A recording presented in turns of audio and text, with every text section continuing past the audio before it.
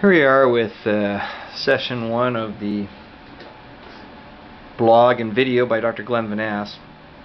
I'm looking through the operating microscope, and I've been asked a number of times about how do I set up my fiber and cleave it properly. To do this, you really need three things. The first of which is you really need to be able to have your stripper for removing insulation, the microstrip.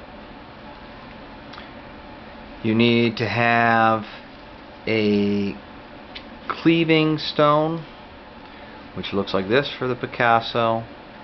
And finally, you need a cork. You can also use articulating ribbon. I prefer to use the cork for several reasons, and I'll talk to you about that in a minute. The first thing that you'll notice is that you see the fiber here, and if you look closely at the fiber, you'll see there's three components. There's the metal cannula, there's the insulation, which is the thicker part of the Teflon coating here, and finally you'll notice that at the end is the actual fiber itself. Now, I'm just doing this for demonstration purposes, so I'm not wearing any gloves, as you see here. And I'll just go over with you what you want to do is you want to loosen the end of the handpiece so that you can extrude more material than you need out the end. Then second step you want to do is you want to take the microstripper and insert the end in through and roughly take off, you can take off an inch or so, and you can see there it says 10 up to about 25. You can take off about 25 millimeters, and you just pull at the end, and what happens is you now have roughly an inch that's extruded out of there.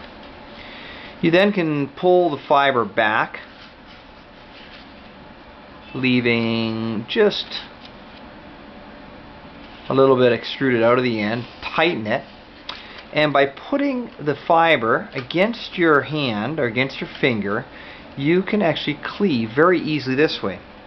I see many people who make a mistake by trying to cut this way, 90 degrees to the fiber, and what happens, this stone, cleaving stone, has two sharp edges, the top and the bottom here, and what you want to do is you want to angle it at 45 degrees. So again, put the fiber against your finger, don't angle it 90 degrees, but angle it at 45 degrees. Now what you'll find, which is kind of interesting, is when the laser is on, you will see an aiming beam that comes out of the end. And that aiming beam, when it's put onto the end of a paper, you should find that the aiming beam is round and clearly in focus. You can see there that it's round and there is no fuzzy end. And that tells you it's sharp. Now what you'll find is if you have it at the end of your hand here, when you take the 45 degrees and scribe it, you'll find another red line that it comes over top. There, I just bring it once, twice, and if you look closely you can see now that there's one red aiming beam at the end, and another one here at the end, and another one where we've scribed it. All you have to do now to break it off is just simply put it on against your finger and break it off.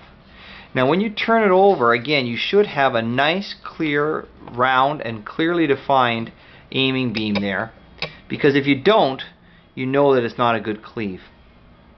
Now any time that your tip is in contact with the tissue, so for things like gingivectomies, crown troughing, frenectomies, fibroma removals, anything where you're actually using the laser to cut the tissue, you need to initiate or carbonize or darken the tip.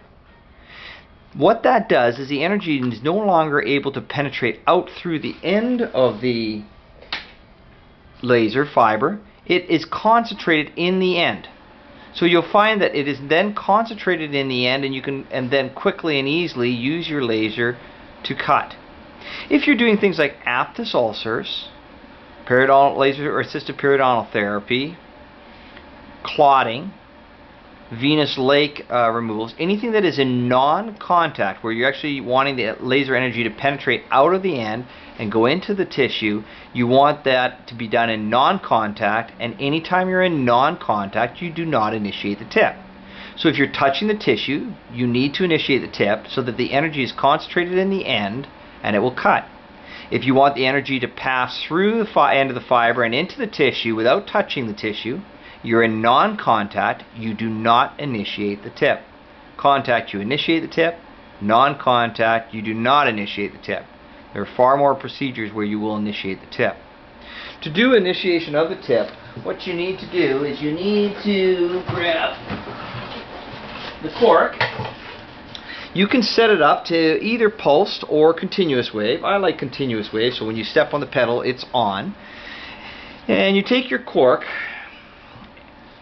you take your fiber, and what you do is when you step on it, you will find that if I zoom in here, you can see the aiming beam, and I'll zoom in here on the magnification.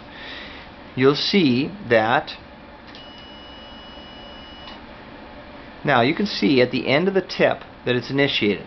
Some people will then see, now I've just knocked it off, and you can see it is still initiated, but it's not as initiated as it was previously before I knocked it off. Now that may be or may not be enough for you. The tip is initiated and a slight bit of the sides. If you want to do it again, you can embed it a little bit further in. And you can see that glowing.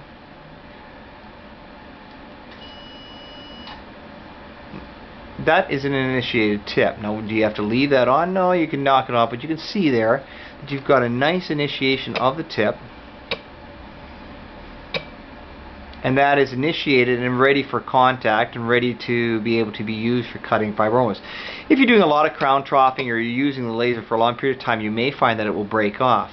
If you have a jagged and not clearly defined cleave, you will have to redo it again because it will act like a knife, causing bleeding when you use your laser.